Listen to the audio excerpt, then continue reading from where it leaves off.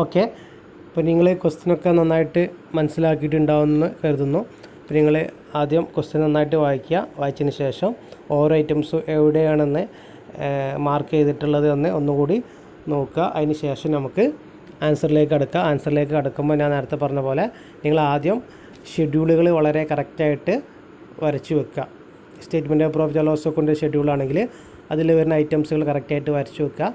Balance sheet ആണെങ്കിൽ balance ഷീറ്റിൽ വരുന്ന ഹെഡിങ്ങുകളും സബ് ഹെഡിങ്ങുകളും വളരെ കറക്റ്റായിട്ട് വരച്ച് വെക്കുക. അതിന് ശേഷം നിങ്ങൾ നോട്ട്സ് എന്നുള്ള രീതിയിൽ നിങ്ങൾ അതിൻ്റെ താഴെ എഴുതിയാൽ മതി.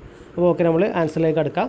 സാഗർ ലിമിറ്റഡിൻ്റെ statement of profit and loss അക്കൗണ്ടാണ് നമുക്ക് ആദ്യം ചെയ്യാനുള്ളത്. അപ്പോൾ എഴുതാം, Sagar limited statement of profit and loss for the year ending 31 March 2020. അതിന് ശേഷം ഞാൻ നേരത്തെ പറഞ്ഞ പോലെ തന്നെ നിങ്ങൾ എന്ത് ചെയ്യുക, ഷെഡ്യൂളിൽ നമുക്കറിയാം എങ്ങനെയാണെന്നുള്ളത്. ആദ്യം first schedule revenue from operation മാത്രം എഴുതാം. രണ്ടാമതായിട്ട് അതർ ഇൻകം എന്ന് മാത്രം എഴുതാം. മൂന്നാമതായിട്ട് ടോട്ടൽ ഇൻകം ബ്രാക്കറ്റ് 1+2 എന്ന് എഴുതാം. ദെൻ നാലാമതായിട്ട് എക്സ്പെൻസ് എന്ന് എഴുതാം. അതിൻ്റെ സബ് ഹെഡിങ് ആയിട്ട് എംപ്ലോയീസ് ബെനിഫിറ്റിന് എഴുതാം. പിന്നെ അതിൻ്റെ സബ് ഹെഡിങ് ഫിനാൻസ് കോസ്റ്റ്, പിന്നെ സബ് ഹെഡിങ് ആയിട്ട് ഡിപ്രീസിയേഷൻ ആൻഡ് അമോർട്ടൈസേഷൻ എക്സ്പെൻസ് എന്ന് എഴുതാം. ദെൻ അതർ എക്സ്പെൻസ് എന്ന് എഴുതാം, ടോട്ടൽ എക്സ്പെൻസ് എന്ന് എഴുതാം. ഓക്കെ, ഇനി അഞ്ചാമതായിട്ട് പ്രോഫിറ്റ് ഫോർ ദ ഇയർ എന്നുള്ള രീതി എഴുതുക. ഇവിടെ 5 എന്ന് എഴുതാൻ വിട്ടുപോയതാണ്. പ്രോഫിറ്റ് ഫോർ ദ ഇയർ എന്ന് നിങ്ങൾ എഴുതുക, ബ്രാക്കറ്റിൽ 3 - 4 എന്ന് എഴുതാം. അപ്പോൾ ഇത്രയാണ് നമുക്ക് എഴുതേണ്ട ആവശ്യമുള്ളൂ. കാരണം അത്ര മതി എന്ന് പറയാനുള്ള കാരണം ഇവിടെ ടാക്സ് ആക്ഷൻ്റെ കാര്യം നിങ്ങൾ ഇഗ്നോർ ചെയ്യാൻ ക്വസ്റ്റ്യനിൽ പറഞ്ഞിട്ടുണ്ട്. അപ്പോൾ നമുക്ക് 5 ഷെഡ്യൂൾ വരെ മതി. ഇനി നമ്മൾ ആദ്യമായിട്ട് നോക്കേണ്ടത് ഒന്നാമത്തെ ഷെഡ്യൂൾ നോക്കുക. ഒന്നാമത്തെ ഷെഡ്യൂളിൽ ഏതായിട്ടാണ് വരുന്നത് നോക്കുക അല്ലേ. അപ്പോൾ നമ്മളിവിടെ മാർക്ക് ചെയ്ത ഐറ്റത്തിൽ ഒന്നാമത്തെ ഷെഡ്യൂളിൽ വരുന്ന ഐറ്റം ഉണ്ടോ നോക്കാം. ആദ്യം ഡെബിറ്റ് സൈഡിൽ നോക്കാം. ഡെബിറ്റ് സൈഡിലൊന്നും കാണില്ല. ക്രെഡിറ്റ് സൈഡിൽ നോക്കുക. ക്രെഡിറ്റ് സൈഡിൽ ഒരൈറ്റം കണ്ടു, gross profit for the year schedule number 1 എന്ന് എഴുതിയിട്ടുണ്ട് അല്ലേ. ഞാൻ നേരത്തെ പറഞ്ഞു പർച്ചേസ് സെയിൽസ് ഒന്നും ഇല്ലാത്തതുകൊണ്ട് ആ വർഷത്തെ ഗ്രോസ് പ്രോഫിറ്റ് അവിടെ ഡയറക്റ്റായിട്ട് കൊടുത്തുകൊണ്ട് നമ്മൾ എന്ത് ചെയ്യുക, അത് എടുത്ത് എഴുതുക. അപ്പോൾ റവന്യൂ ഫ്രം ഓപ്പറേഷൻ എഴുതിയതിന് ശേഷം ബ്രാക്കറ്റിൽ ഗ്രോസ് പ്രോഫിറ്റ് എഴുതാം. എമൗണ്ട് 2,46,640 എന്ന് എഴുതാം. അപ്പോൾ ഷെഡ്യൂൾ 1 കഴിഞ്ഞു. രണ്ടാമത്തത് ഷെഡ്യൂൾ അതർ ഇൻകം. നമ്മൾ നോക്കുക, ഡെബിറ്റ് സൈഡിലും ക്രെഡിറ്റ് സൈഡിലും നോക്കുക. 2 നമ്മളിവിടെ മാർക്ക് ചെയ്തിക്കണോ നോക്കാം അല്ലേ. ഡെബിറ്റ് സൈഡിലില്ല, ക്രെഡിറ്റ് സൈഡിൽ ട്രാൻസ്ഫർ ഫീസ് എന്ന് എഴുതിയിട്ട് 2 മാർക്ക് ചെയ്യുന്നുണ്ട്. അപ്പോൾ 2 ട്രാൻസ്ഫർ ഫീ എന്ന് എഴുതിയതിന് ശേഷം 110 എന്ന് എഴുതിയ എമൗണ്ട്. ഈ 1ഉം 2ഉം എവിടെ ഇല്ലാത്തതുകൊണ്ട് നമ്മൾ എന്ത് ചെയ്യുക, അതിൻ്റെ ടോട്ടലായിട്ട് 3 എന്ന് എഴുതുക. അതിനിവിടെ ടോട്ടൽ ഇൻകം 1+2 എഴുതിയതിന് ശേഷം ടോട്ടൽ ഇൻകം 2,46,750 നമുക്ക് കിട്ടി. ഇനി ഷെഡ്യൂൾ 4 എന്ന് പറഞ്ഞാൽ അതിൻ്റെ മെയിൻ ഹെഡിങ് എക്സ്പെൻസ് ആണ്. ഒരുപാട് ഷെഡ്യൂൾ നമ്മൾ 4ൽ എഴുതിയിട്ടുണ്ട്. അപ്പോൾ ഏതൊക്കെ ഐറ്റംസിൻ്റെ ഏതൊക്കെ അണ്ടറിലാണ് വരിക എന്നുള്ളതും കൂടി ശ്രദ്ധിക്കണം. ഷെഡ്യൂൾ 4 എന്ന് എഴുതിയിട്ട് എക്സ്പെൻസ് എഴുതാം. ഒന്നാമത്തെ sub heading employees benefits. Employees ബെനിഫിറ്റിൽ എന്തൊക്കെ വരുന്നത് ഈ നമ്മൾ ചാപ്റ്ററിൻ്റെ ഫസ്റ്റിൽ അതിൻ്റെ ഫോർമാറ്റ് പഠിച്ചപ്പോൾ ഉണ്ടായിരുന്നു. അവിടെ മെയിനായിട്ട് വരുന്നത് സാലറീസ് ആൻഡ് വേജസ് എന്നുള്ളതാണ്. ഇവിടെ സാലറീസ് ആൻഡ് വേജസ് ഒറ്റ ഹെഡിങ് ആയിട്ട് കൊടുത്തുകൊണ്ട് നമ്മൾ എന്ത് ചെയ്താൽ സാലറീസ് ആൻഡ് വേജസ് എന്ന് എഴുതിയതിന് ശേഷം 32,000 എന്ന് എഴുതാം. വേറൊന്നും എംപ്ലോയീസ് ബെനിഫിറ്റിൽ വരുന്നില്ല. ഇത് രണ്ടാമത്തെ സബ് ഹെഡിങ് ആണ് finance cost. Finance cost amount 21,000 അല്ലേ. ഏതാണ് ഫിനാൻസ് കോസ്റ്റ്? പ്രിഫറൻസ് ഷെയർസിന് നമ്മൾ കൊടുക്കേണ്ട ഡിവിഡൻറ്റിൻ്റെ എമൗണ്ടാണ് ഫിനാൻസ് കോസ്റ്റ്. ഇവിടെ 21,000 രൂപയാണ്.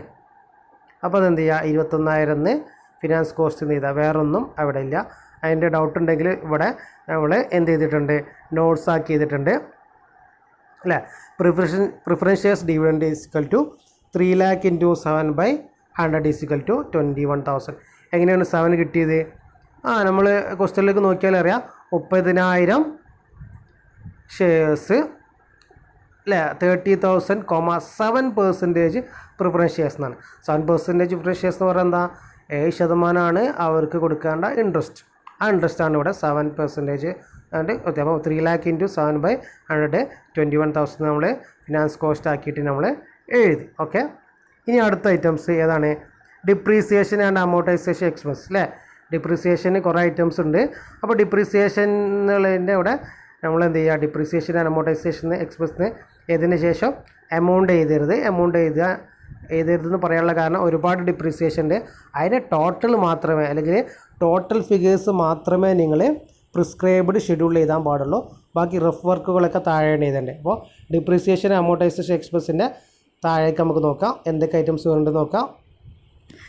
ഡിപ്രീസിയേഷൻ ഇവിടെ നോട്ട് നമ്പർ 2 നോക്കാം. ഡിപ്രീസിയേഷൻ ആൻഡ് അമോർട്ടൈസേഷൻ എക്സ്പെൻസ് അതിൻ്റെ അണ്ടറിൽ വരുന്നത് ഡിപ്രീസിയേഷൻ ഓൺ ഫാക്ടറി ആൻഡ് പ്രീമിസസ് അല്ലേ. ഫാക്ടറി ആൻഡ് പ്രീമിസസിൻ്റെ നമ്മൾ എന്തിൽ പറഞ്ഞിട്ടുണ്ട്, അഡ്ജസ്റ്റ്മെൻറ്റിൽ പറഞ്ഞിട്ടുണ്ട് 3% കാണാം അല്ലേ. അപ്പോൾ 4,80,000 3% എന്ന് പറഞ്ഞാൽ 13,500 ഉണ്ടായിരിക്കും. ദെൻ നെക്സ്റ്റ് രണ്ടാമത് ഡിപ്രീസിയേഷൻ പാറ്റൻ്റ് ആൻഡ് മെഷീനറി അല്ലേ. ആ patent and plant and machinery കേട്ടോ, ഇവിടെ മാറിപ്പോയതാണ്. Depreciation on plant and machinery 3,49,250 15% എന്ന് പറഞ്ഞാൽ 52,374 ഉണ്ടായിരിക്കും. Then depreciation on motor lorries അല്ലേ 73,000 20% 14,600 ഉണ്ടാകും. അങ്ങനെ 3 എണ്ണത്തിൻ്റെ ടോട്ടൽ ഡിപ്രിസിയേഷൻ 80,474 എന്ന് കിട്ടി. ഇവിടെ നോക്കാൻ ഞാൻ ബോൾഡിൽ എഴുതിയിട്ടുണ്ട്. ആ ബോൾഡ് 80,474 എന്നുള്ളത് നമ്മൾ എന്ത് ചെയ്താൽ എക്സ്പെൻസിൻ്റെ അണ്ടറിൽ ഡിപ്രീസിയേഷൻ ആൻഡ് അമോർട്ടൈസേഷൻ എക്സ്പെൻസിൽ ചെയ്ത് 80,474 എന്ന് എഴുതാം. ദെൻ അതർ എക്സ്പെൻസ്, ഇതിലൊന്നും വരാത്ത എക്സ്പെൻസുകൾ ഏതൊക്കെ നോക്കാം. അപ്പോൾ നമ്മൾ ഇവിടെ നമ്പർ 4 കൊടുത്തിട്ടുണ്ട്, ഒരുപാട് എക്സ്പെൻസുകൾ കൊടുത്തിട്ടുണ്ട് അല്ലേ. ഏതൊക്കെ എക്സ്പെൻസുകൾ ഉണ്ട് നോക്കാം, 1 by 1 ആയിട്ട് നോക്കാം. ഒന്നാമത്തെ ഐറ്റംസുകൾ നമ്മൾ റെൻറ്റ് റേറ്റ് ആൻഡ് ടാക്സ് എടുത്ത് 24,800, അതുപോലെ റെൻ്റ് ആൻഡ് ഓഡിറ്റ് ഫീസ്, അതുപോലെ അഡ്വർടൈസ്മെൻറ്റ് ഡയറക്ടർ ഫീസ്, ബാഡ് ഡെപ്റ്റ് ഒക്കെ എഴുതി അല്ലേ. പിന്നെ അതുകൂടാതെ ഇത്ര ഐറ്റംസുകൾ നമുക്ക് ഡയറക്റ്റായിട്ട് തന്നിട്ടുണ്ട്. Then provision for provision for doubtful debts required അല്ലേ. അത് നേരത്തെ പറഞ്ഞു, ഞാൻ നേരത്തെ ക്വസ്റ്റ്യൻ വായിക്കുന്ന സമയത്ത് പറഞ്ഞത് provision for bad and doubtful debts നമുക്ക് എമൗണ്ട് വരുന്നത് 10,200 തന്നിട്ടുള്ള പുതിയത്. അതിൽ നിന്ന് എന്ത് ചെയ്യുക, പഴയ പ്രൊവിഷനായിട്ടുള്ള 9,000 കുറയ്ക്കാം. ഓക്കെ, ആ 9,000 കുറച്ച് കഴിഞ്ഞാൽ നമുക്ക് കിട്ടുന്ന 1,200 അതും കൂടി എന്ത് ചെയ്യുക എക്സ്പെൻസ് ആയിട്ട് ട്രീറ്റ് ചെയ്തിട്ട് എമൗണ്ട് 65,550 എന്ന് എഴുതാം. അപ്പോൾ അതർ എക്സ്പെൻസുകൾ കഴിഞ്ഞു. അതർ എക്സ്പെൻസുകൾ നോക്കുക. അതർ എക്സ്പെൻസ് ഇവിടെ 3 കൊടുത്തിട്ടുണ്ട്, നോട്ട് നമ്പർ 3 കൊടുത്തിട്ടുണ്ട് 65,550 എന്നുണ്ട്. അങ്ങനെ എക്സ്പെൻസുകൾ ടോട്ടൽ, അതായത് 4ൻ്റെ ടോട്ടൽ എക്സ്പെൻസ് 1,90,024 എന്ന് കിട്ടും. ഇനി 5ാമത്തെ schedule profit for the year, ഈ വർഷത്തെ നമ്മൾ നെറ്റ് പ്രോഫിറ്റ് ബ്രാക്കറ്റിൽ കൊടുത്തിട്ടുണ്ട് 3 - 4. 3 ഏതാണ്, ടോട്ടൽ ഇൻകം. ആ ടോട്ടൽ ഇൻകത്തിൽ നിന്ന് 4 ഏതാണ്, ടോട്ടൽ എക്സ്പെൻസ് അല്ലേ. ആ 3 4 കുറയ്ക്കുക, അതായത് ടോട്ടൽ ഇൻകത്തിൽ നിന്ന് ടോട്ടൽ എക്സ്പെൻസ് കുറച്ചാൽ കിട്ടുന്ന എമൗണ്ടാണ് നമുക്കിവിടെ നെറ്റ് പ്രോഫിറ്റ്. അതായത് 2,46,750 നിന്ന് 1,90,024 കുറച്ച് കഴിഞ്ഞാൽ 47,726 കിട്ടും. അതാണ് നമുക്ക് കിട്ടിയ ഈ വർഷത്തെ നെറ്റ് പ്രോഫിറ്റ് എന്ന് പറയുന്നത്. അപ്പോൾ ഇത്രയും കാര്യങ്ങളാണ് നമുക്ക് statement and profit and loss അക്കൗണ്ടിൽ ചെയ്യാനുള്ളത്. ശ്രദ്ധിക്കേണ്ട കാര്യം, നമ്മൾ മാർക്ക് ചെയ്തതിനനുസരിച്ച്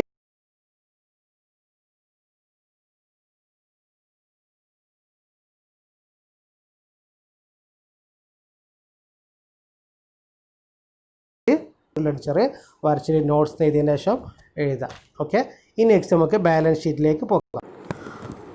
ഓക്കെ, ബാലൻസ് ഷീറ്റിലേക്ക് നമുക്ക് പോകാം. ബാലൻസ് ഷീറ്റിൽ നോക്കാം.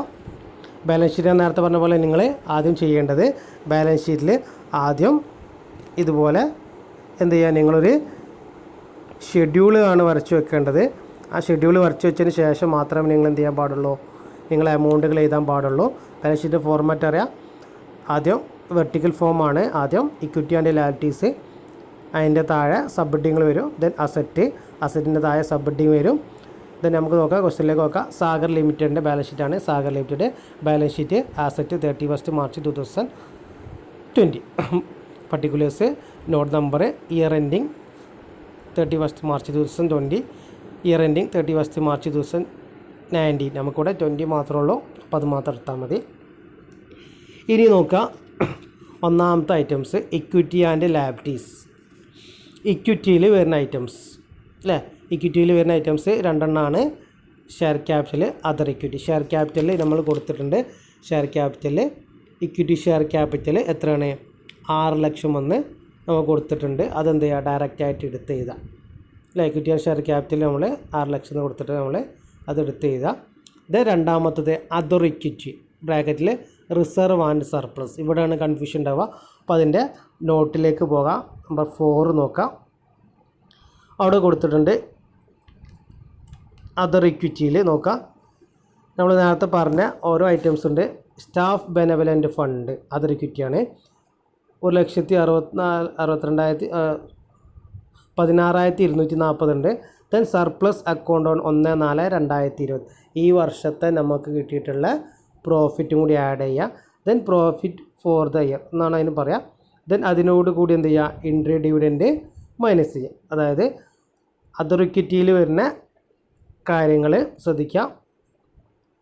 സ്റ്റാഫ് ബെനവലൻ്റ് ഫണ്ട് ഇതിൻ്റെ എമൗണ്ട് ചെയ്താൽ അതിനോട് കൂടെ എന്ത് ചെയ്യുക, ഈ വർഷത്തെ നെറ്റ് പ്രോഫിറ്റ് ആഡ് ചെയ്യുക. ഓക്കെ, സർപ്ലസ് ആയിട്ടുള്ള ആഡ് ചെയ്യുക. അതിന് ശേഷം എന്ത് ചെയ്യുക, ഓക്കെ, അതിന് ശേഷം നമ്മൾ ഇൻട്രി ഡിവിഡൻറ്റ് ലെസ് ചെയ്യുക. അങ്ങനെ നമുക്ക് എന്ത് കിട്ടും, 4 ലക്ഷത്തി എത്ര കിട്ടുക, 66,866 എന്ന് നമുക്ക് കിട്ടും. ആ എമൗണ്ട് നമ്മളിവിടെ എഴുതാം. ഓക്കെ, നെക്സ്റ്റ് ഏതാണ് വരിക, നെക്സ്റ്റ് ഹെഡിങ് നോക്കാം. അപ്പോൾ ഇക്വിറ്റിയിൽ എത്ര ഐറ്റംസ് വരുള്ളൂ. ദെൻ ലാബിലിറ്റീസ് നോക്കുക. നോൺ കാൻഡ് ലാബിലിറ്റീസ് ഇവിടെ കൊടുത്തിട്ടില്ല. ദെൻ ഫിനാൻസ് ലാബിലിറ്റീസ് ആണ് കൊടുത്തിട്ടുള്ളത്. ഫിനാൻസ് ലാബിലിറ്റി എന്ന് പറഞ്ഞാൽ നമുക്കറിയാം എന്താണ്, 3 ലാക്ക് ഏതാ 3 ലാക്ക്, നമുക്കുള്ള എന്താണ് പ്രിഫറൻസ് ഷെയർസ് അല്ലേ. പ്രിഫറൻസ് ഷെയർസിൻ്റെ എമൗണ്ട് 3 ലാക്ക് നമ്മൾ കൊടുത്തു. ആ എമൗണ്ട് നമ്മൾ എഴുതാം. ദെൻ നെക്സ്റ്റ് ഐറ്റംസ് വരുന്നത് ഏതാണ്, ട്രേഡ് പേയബിൾ ക്രെഡിറ്റേഴ്സിൻ്റെ എമൗണ്ട് അല്ലേ. ക്രെഡിറ്റേഴ്സിൽ നമ്മൾ എന്ത് ചെയ്യേണ്ട ആവശ്യമില്ല. ക്രെഡിറ്റേഴ്സിൽ ഒരു അഡ്ജസ്റ്റ്മെൻറ്റും വരുന്നില്ല. അപ്പോൾ അതുകൊണ്ട് ഡയറക്റ്റായിട്ട് ചെയ്താൽ നമുക്ക് നോക്കിയാൽ മതി. നമ്മൾ ക്വസ്റ്റനിൽ ലാബിലിറ്റി സൈഡിൽ മാർക്ക് ചെയ്തിട്ടുണ്ടാവും. അതെന്ത് ചെയ്യുക, സൺട്രി ക്രെഡിറ്റേഴ്സിന് ആ എമൗണ്ട് എടുത്ത് ചെയ്താൽ 1,29,640 ഉണ്ടാവും. ദെൻ നെക്സ്റ്റ് ഹെഡിങ് വരുന്നത് അതർ കറൻറ്റ് ലാബിലിറ്റീസ്. ഏതൊക്കെയാണ് അതർ കറൻറ്റ് ലാബിലിറ്റീസ് നോക്കുക. അവിടെ മാർക്ക് ചെയ്തിട്ടുണ്ട്. നമ്പർ 7 നോക്കാം. ഏതൊക്കെയാണ് നമുക്ക് അതർ കറൻറ്റ് ലാബിലിറ്റീസ് എന്നുള്ളത് നോക്കാം. അവിടെ നമുക്ക് അതർ കറൻറ്റ് ലാബിലിറ്റീസ് ആയിട്ട് വരുന്നത് അക്രൂഡ് വേജസ് അല്ലേ. നമ്മൾ ക്വസ്റ്റനിൽ നോക്കിയിട്ടുണ്ട്. അക്രൂഡ് വേജസ് 12,840 ഉണ്ട്. അതാണ് എന്ത് ചെയ്യുക, നമ്മളെ അതർ കറൻറ്റ് ലാബിലിറ്റി അല്ലേ. അക്രൂഡ് വേജസ് നമ്മൾ കൊടുക്കാനുള്ള വേജസ് ആണ്. അത് നമ്മളെ സംബന്ധിച്ച് എന്താണ്, ഒരു ലാബിലിറ്റീസ് ആണ്. അതുകൊണ്ട് accrued liabilities other current liabilities എന്നുള്ളത് 12,840 എന്ന് എഴുതാം. അപ്പോൾ ഇങ്ങനെ നമുക്ക് ടോട്ടൽ അത് 3 ഐറ്റംസാണ് നമുക്കുള്ളത്. അപ്പോൾ ടോട്ടൽ ഇക്വിറ്റി ആൻഡ് ലാബിലിറ്റീസ് എന്നുള്ള സൈഡിൽ വരുന്നത് എത്ര എമൗണ്ട് നോക്കാം,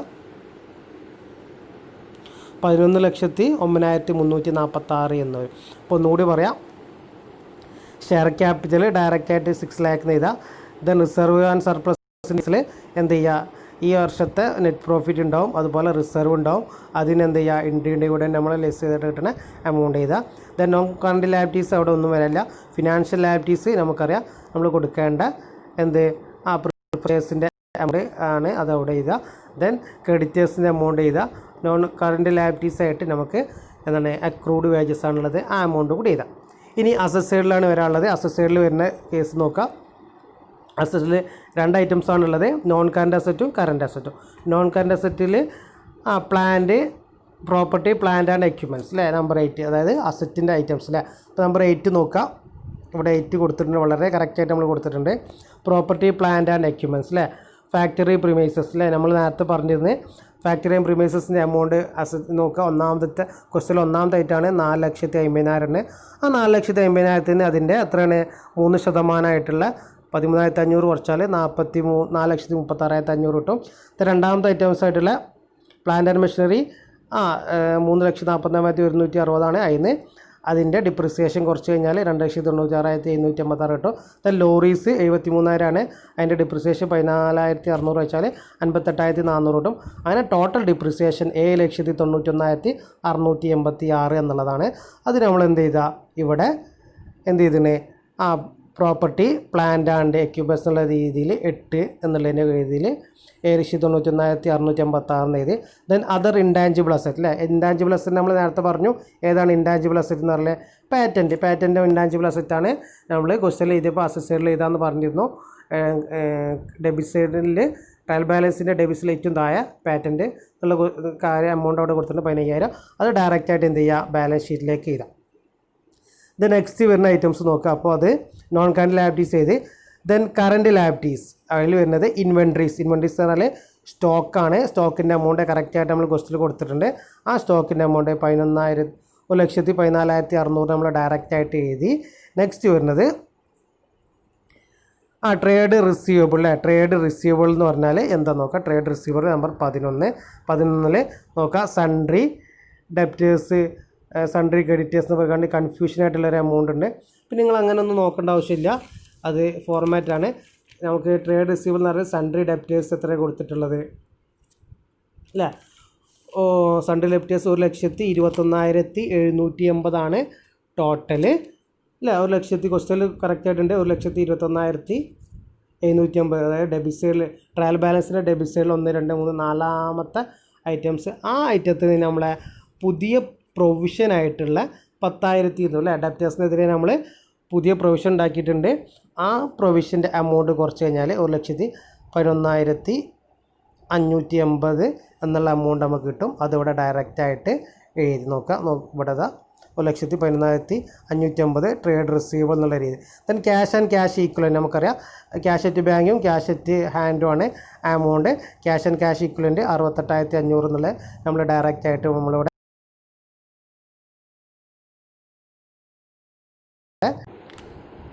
ക്യാഷ് ആൻഡ് ക്യാഷ് ഈക്വലൻ്റ് നമ്മളിവിടെ കറക്റ്റായിട്ട് എഴുതി. 12ാമത്തെ 68,500. Then other current asset not number 13 നോക്കാം. Not number 13 other current asset എന്ന് പറഞ്ഞാൽ rent, tax, paid in advance ആയിട്ട് നമ്മൾ പേ ചെയ്ത എമൗണ്ട് കൂടി നമ്മൾ ആഡ് ചെയ്ത് അങ്ങനെ ടോട്ടൽ നമുക്ക് എന്ത് അതർ കറൻറ്റ് അസറ്റ് അഡ്വാൻസ് ആയിട്ടുള്ളതാണ് 7,980 എന്നുള്ളത് നമ്മൾ എഴുതി. അങ്ങനെ ടോട്ടൽ നമുക്ക് 11,09,346 എന്ന് എവിടെ കിട്ടി, അസറ്റ് സൈഡിലും കിട്ടി, ലയബിലിറ്റി സൈഡിലും കിട്ടി. അപ്പോൾ അസറ്റ് സൈഡ് ഒന്നും കൂടി പറയാം. അസറ്റ് സൈഡിൽ മെയിനായിട്ട് 2 ഐറ്റംസുകളാണുള്ളത്. ഒന്ന് നോൺ കറൻറ്റ് അസറ്റ്, രണ്ടാമത്തത് കറൻറ്റ് അസറ്റ്. നോൺ കറൻറ്റ് അസറ്റിൽ വരുന്നത് പ്രോപ്പർട്ടി, പ്ലാന്റ് ആൻഡ് എക്യുപ്മെൻറ്റ്സ്. നമ്മൾ നേരത്തെ പറഞ്ഞ പോലെ ലോറി, പ്ലാന്റ് ആൻഡ് മെഷീനറി ഐറ്റംസുകൾ ഡിപ്രീസിയേഷൻ എമൗണ്ട് കുറച്ചിട്ടുള്ള ആക്ച്വൽ എമൗണ്ട് ആയിട്ടുള്ള ഈ അസറ്റുകളുടെ വാല്യൂ. ദെൻ അതർ ഇൻടാഞ്ചിബിൾ അസറ്റുകൾ ഇവിടെ നമ്മൾ പാറ്റൻ്റാണ്, ആ പാറ്റൻറ്റിൻ്റെ എമൗണ്ട് ചെയ്ത്. ദെൻ കറണ്ട് അസറ്റാണ്. കറണ്ട് അസറ്റിൽ ഇൻവെൻട്രീസ് സ്റ്റോക്കിൻ്റെ എമൗണ്ട് ഡയറക്റ്റായിട്ട് ചെയ്ത്. ദെൻ ഫിനാൻഷ്യൽ അസറ്റ് ഒന്നുമില്ല. ദെൻ ട്രേഡ് റിസീവബിൾ അതായത് സൺട്രി എന്താ പറയുക ഡെപ്റ്റേഴ്സ്, അതിൽ നിന്ന് നമ്മൾ ന്യൂ പ്രൊവിഷന് കുറച്ച് എമൗണ്ട് ചെയ്ത്. Then cash or cash equivalent എന്ന് പറഞ്ഞാൽ ക്യാഷ് അറ്റ് ബാങ്കും ക്യാഷ് ഇൻ ഹാൻഡുമാണ് എമൗണ്ട് ചെയ്ത്. അതർ കറണ്ട് അസറ്റ് എന്ന് പറഞ്ഞാൽ നമ്മൾ അഡ്വാൻസ് ആയിട്ട് കൊടുത്ത എമൗണ്ട് ചെയ്ത്. അങ്ങനെ എമൗണ്ട് ചെയ്ത് ഇപ്പോൾ നമുക്ക് കിട്ടിയ എമൗണ്ടുകളാണ് ഇവിടെ ഡെബിറ്റ് അസറ്റ് സൈഡിലും ലയബിലിറ്റി സൈഡിലും 11,09,346 എന്നുള്ള എമൗണ്ട് കിട്ടി. അപ്പോൾ ഇത്രയാണ് നമുക്ക് ഈ ക്വസ്റ്റനിൽ ചെയ്യാനുള്ളത്. നിങ്ങൾ സ്വന്തമായിട്ട് ചെയ്ത് നോക്കുക. ആദ്യം ഷെഡ്യൂളുകൾ വരയ്ക്കുക, അതിന് ശേഷം താഴത്ത് നോട്ട്സ് ചെയ്താൽ. ഇനി എന്തെങ്കിലും ഡൗട്ട്സ് ഉണ്ടെങ്കിൽ എന്നോട് ചോദിക്കുക. പേഴ്സണലായിട്ട് ചോദിച്ചാൽ മതി, അല്ലെങ്കിൽ ഗ്രൂപ്പിൽ ചോദിച്ചാലും ക്ലിയർ ചെയ്ത് തരാം. Okay, thank you.